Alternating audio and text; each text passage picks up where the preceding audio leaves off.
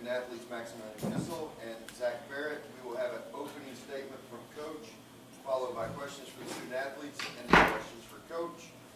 Coach, the floor is yours. First of all, super proud to be this coach of the University of Vermont men's soccer team. Coach Grassi should be equally proud. This team played phenomenal tonight, put us under a lot of pressure, had an amazing season. I'm just really excited about going home and celebrating with all of our fans that we could hear from afar and get this parade going on Church Street. Questions for the student athletes? Raise your hand. Question, third row. Max, when you had the potential go-ahead goal toward the end of regulation, when you see that go by, how are you able to compose yourself and set yourself up to eventually bury the game winner in overtime?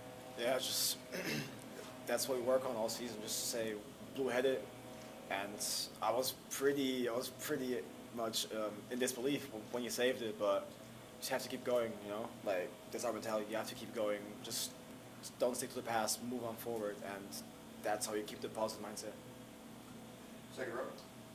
Zach, you guys go down 1-0, and then you guys follow up real quick and probably talk about something. What you guys discussed in that huddle? We just discussed that we felt like we had control of the game before that moment for the large part of the second half. We just had to get back to that point. Keep putting the ball in their half, getting crosses, getting shots, and just keeping possession in their final third. We talked about how we had to believe, had to run, had to do anything it took to get ourselves back in the game. Front row. Zach, you came back for a fifth year like a few others. Describe your emotions. We're a national champion. Yeah, I mean, I'm speechless right now. It's just an unbelievable feeling to know that my decision paid off, as well as with Max. We didn't finish how we wanted to last year, so it's just unbelievable to be able to come back and give more for this program. That means so much to me and so much to the entire state of Vermont. So I'm just super proud of myself and of the entire team. Front row. Okay, so you found yourself in a number of big moments this tournament, including at Pittsburgh and again here tonight. Do you think about those moments when you're getting ready to take the game-winning shot, or is it just focusing on one play at a time? Of course, I always think about like scenarios, how I could score, how I can bring my strengths into play. But then at the end of the time, you can never predict what's going to happen. So I just take it one at a time. I just keep it calm, just keep it relaxed. That's the secret, to be honest. Just keep it relaxed, and then when the opportunity comes, take it. More questions? This is for Zach. About half your goals came in the 75th minute or later. When did that belief start coming into play for this group, where you could find that moment in the dying moments of games? Yeah, I mean, like you said, we do score a lot in the second half, especially late in games when other teams start getting tired. We that fuels us. We work hard in practice every day. I mean, we had our record fitness test at the beginning of this year, and when other people start getting heavy legs, we just get stronger. And I think that's a testament to all the hard work we've put in, and that's why we're able to score so many late goals. Yeah, I think the same. We just always keep believing. We always keep going, and I think that just transpires onto the pitch. We just then get the moments, keep going, because no team in this country can defend us for 90 minutes straight. We always get one chance. If it's in the first minute or it's in the 90th minute, we always get one, and we take it. Second row. Max, Yaniv said that he sought you out at halftime for a conversation. What did he tell you at halftime? Oh no, me and Bazi, like, we always talk, we always communicate, and we just basically believe in each other. We have a good bond. We have a great bond, to be honest, as friends and as partners. And he just told me like to do my thing. That's literally what he said. Just do your thing. And I guess to do my thing is score goals, and that's that's right. And yeah, that's just the secret to it. Second row. Zach, after the game, you went over to the crowd, jubilation. Just talk about having that support from the entire state of Vermont behind you guys. Yeah, it's really special. Unlike anywhere else in the country, I would say, to have all those people travel 14 hours by car, by plane, by train, however they could get here, they came to support us and our team. It just means so much more to our state to be able to be in a position like this and win the national championship for sure. It's really special. Time for a couple more, maybe? Good. Anybody else? Third row? This is for Rob or Zach. You guys are the second program in the history of the University of Vermont to bring home an NCAA championship trophy. What does that mean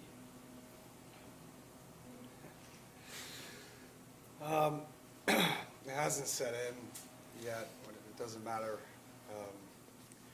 I don't know what it means to me. I served the program, and later on I might have a better, I might be grounded to give a response to that. But, just want these guys to know that for the rest of their lives, they're national champions. And that's all these value-based sayings that they've brought up, whether it was when others get heavy legs, ours find energy. When we hit pressured situations like giving up goals, we become blue-headed. And that's not panic, but we raise our level, we maintain our concentration, okay? And as a replication in overtime, we're always prepared to play one more, to do one more rep, to do one more individual, to have one more conversation and support one more player and be a leader one more time. The saddest thing is when we come down from this, our seniors are going to move on. But again, they're a national champion at the University of Vermont. And no one's going to take that away from them. Maybe one more for the student athletes, third row. I guess it's more for Zach than you, Max, but I gotta ask about the mustache. Are we gonna keep him? Are we gonna shave him? Well, I mean, I don't know if my mom's been too happy with the mustache, but it's been a tradition ever since my sophomore year. I couldn't really grow one my sophomore year, so happy to get it on it the last couple of years, but I think it's definitely time for it to come off. I do follow up. Sure, follow after Just that follow one. up to kind of, you guys are a team that likes to have fun. For media day, you guys were having fun in the locker room. The mustache is another way. Talk to me about the culture of this team, and how you guys are able to just enjoy the moment, and how that is shown on the field, and how you continue to just be happy in the moment.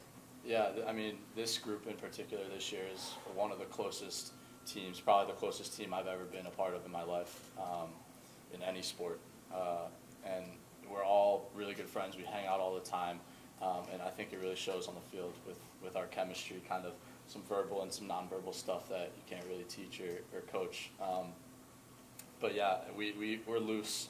We like to have fun, like you said, and we don't really put too much pressure on ourselves because we know our preparation is really going to help us kind of win the match. Yeah. Well, Max is being humble with that.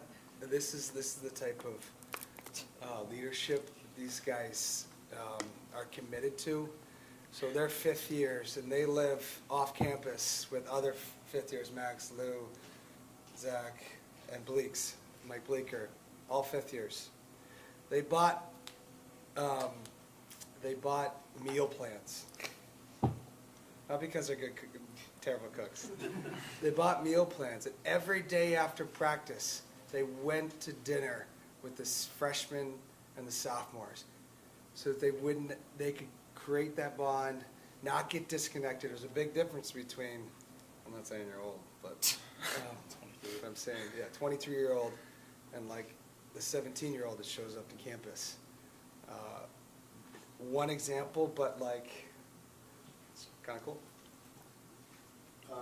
Questions for Coach at this point? Yeah.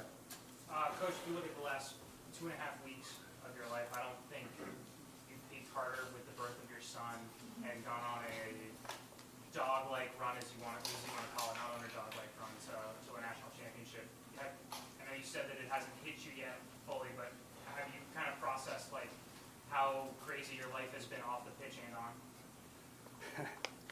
I am in debt. I'm gonna be up overnight, taking care of my boy Russell. I'm really excited to do that. No, look, I told you all about my family. It's come to support, but I mean, the icing on the cake is like this team is so amazing to be around, and they're asking me what can they do to help, and I said just let's keep focused on the prize. And anyway, I'm really excited to go carry Russell back home on a plane and continue to enjoy these moments with the best people in our lives, and our best fans back in Burlington. More questions for Coach, second round? Coach, first unseeded team to win the tournament in 18 years, full tournament in 18 years. First American team to win the tournament in 2 decades. First American East team to win a national championship in any sport.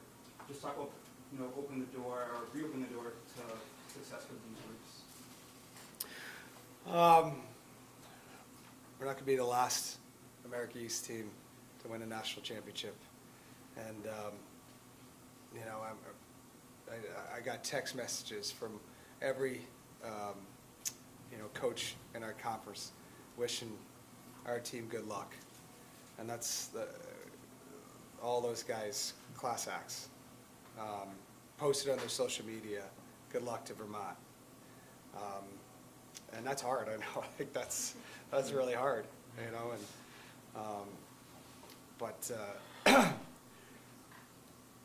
as equally proud as we are to give this to our state, to our region, to our team, this is a huge accomplishment for the conference.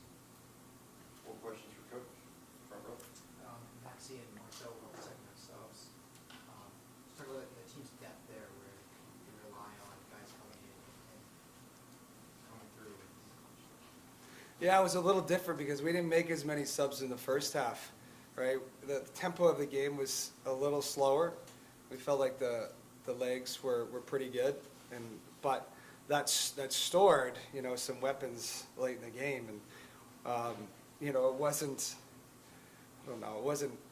a minute that went past where we put Max up top and then we scored, along with the entrance of Marcel Papp,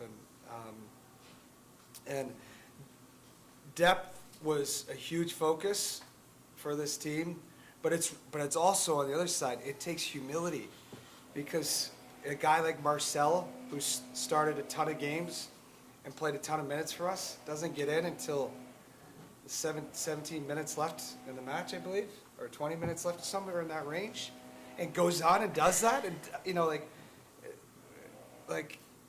that's an ultra team first player, and that's what these guys, these leaders like Max and Zach and Adu, and that's the culture they've created and held everyone accountable for. That's not an easy job, And you talk about Max or Zach here. It takes 5 years. We won't get 5 years as much anymore, but it takes a while. Front row. Coach, hitting on that topic, with the changing landscape of college athletics, I think outside of Marshall in 2020, it's all been power conferences that have won this tournament dating back like the last 13 years. Do you feel like this kind of gives mid-majors a hope again to continue to press forward with soccer programs to try to get into a position where they can beat Ohio States and beat ranked teams that are top 5 in the country? Yeah, but I think there's the 3 mid-majors, if you will, right, in the tournament.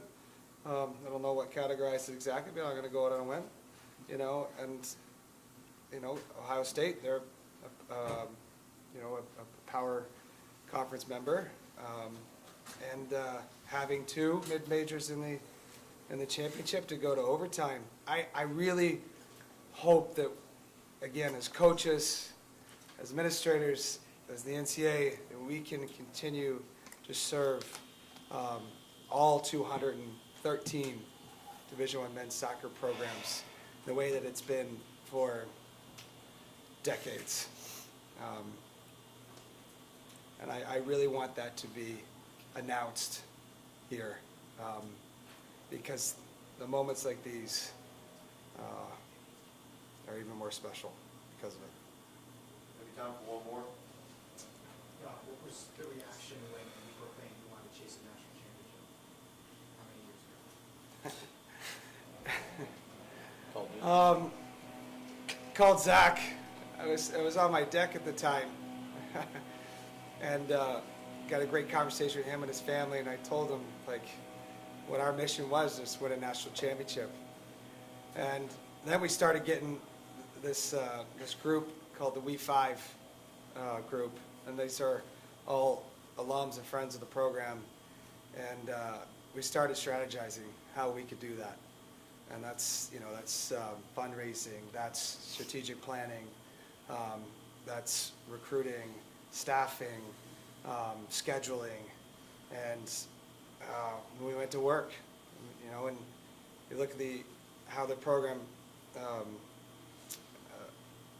rised, from losing the first round to Nova, and that process, second year of that strategy. We lose to Syracuse, national champion. Third year of that, we lose to West Virginia. Thank you. And it worked in the fourth. It worked. And I saw every one of those members of the We Five group, except for Jack Lyos, who passed away this past spring. And I know he's with us, up there. And I hope he's really enjoying this. He was an integral part of this process. And if I had the national championship trophy with front of me, I'd raise it to him.